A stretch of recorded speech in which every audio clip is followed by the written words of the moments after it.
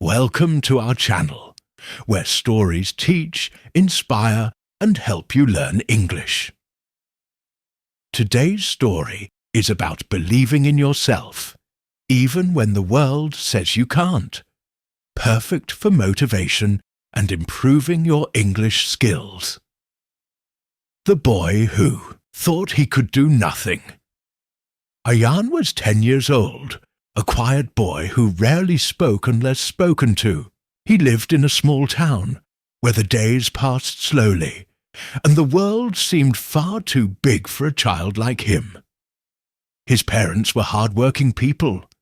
His mother worked as a tailor, sewing clothes late into the night, and his father worked at a factory that made machine parts. They loved Ayan dearly, but they often didn't understand the silent battles he was fighting. At school, Ayan struggled. Numbers danced on the blackboard like a foreign language, and the words in books refused to make sense. His classmates mocked him when he read aloud, because he often mispronounced words or stammered mid-sentence. Teachers tried to help, but grew impatient. "Ayan, you must focus. You're just not trying hard enough," one of them once snapped. That sentence buried itself in Ayan's heart. Over time, he began to avoid participation. He stopped raising his hand. He kept his head down, always sitting in the back row, hoping to be invisible. Ayan started believing that he was simply not meant to succeed. He wasn't smart. He wasn't talented. He thought maybe he would just grow up and live a life that didn't need skills or knowledge. Every time someone asked him what he wanted to become when he grew up, he'd say, "I don't know." Not because he had no dreams, but because he didn't believe he had the right to dream. At home, things weren't much better. His parents were kind but busy.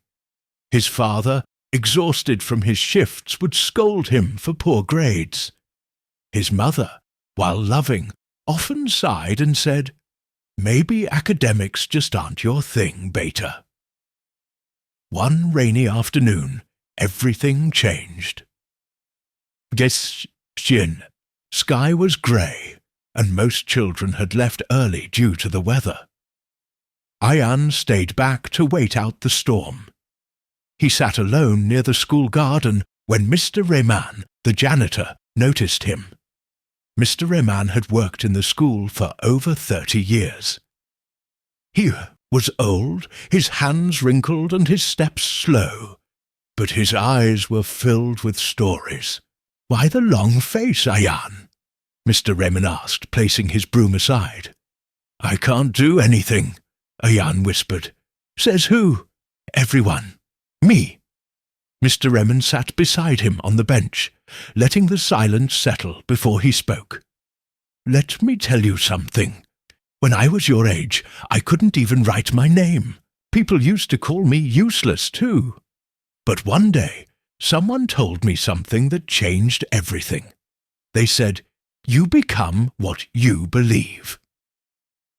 That sentence struck Ayan deeply. Mr. Rehman told him his story. He had struggled in school too, dropped out at 14, worked as a cleaner, then started fixing things, reading manuals, experimenting with tools. He eventually learned to repair electronics. Years later, he started a small workshop and made enough to send his own children to college. "Why are you a janitor again if you had a workshop?" Ayan asked, puzzled. "Because I wanted to come back. Here. I wanted to remind children like you that failure is just a teacher, not a judge." That night, Ayan couldn't sleep. Mr. Rehman's words echoed in his mind. "You become what you believe." He thought about all the times he had told himself he was stupid, that he was nothing. Maybe that was why he couldn't succeed. The next morning, something small changed. Ayan got up earlier. He read one paragraph from his English book, even though it took him 10 minutes. He tried solving one math problem. He made many mistakes, but he tried. At school, he started sitting one row closer to the front. Weeks passed. The change was slow but steady. Mr. Raymond started checking in on him daily. He became Ayan's secret mentor. He taught him how to organize his study time, how to break big tasks into small steps, and most importantly, how to be kind to himself. When he failed, months passed. Ayan's grades improved slightly. His teachers noticed. "Good work, Ayan," said the math teacher one day, and Ayan felt a small warmth in his chest. That single sentence kept him going for days. He started reading more, asking questions, staying after class to clarify doubts. He didn't become the best student overnight, but his confidence grew. His parents noticed too. His father began helping him with science experiments. His mother bought him a dictionary to help with his vocabulary. 2 years later, Ayan was among the top students in his class. He had won a school essay competition and was now known not for being the silent boy in the back, but for his thoughtful ideas and kind heart. But Ayan didn't stop there. He discovered a love for storytelling. He began writing short stories in English and started a small blog. By the time he was in high school, his blog had thousands of readers. After graduation, Ayan started a platform that helped students overcome learning struggles using storytelling. His company grew fast, reaching schools across the country. He was invited to conferences awarded by government officials, and once even interviewed on national television. In one of his speeches, he shared Mr. Raymond's story and said, "If that old man hadn't believed in me, I wouldn't be standing here. But more importantly, if I hadn't started believing in myself, his words would have meant nothing." Years later, when Mr. Raymond passed away, Ayan built a library in his name at the same school. At its entrance, a quote was engraved in bronze: "You become what you believe."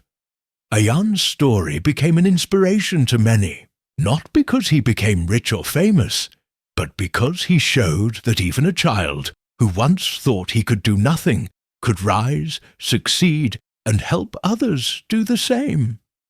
And it all started with one sentence: "Thank you for watching." If this story inspired you, please like, subscribe, and share it with others who need a little motivation.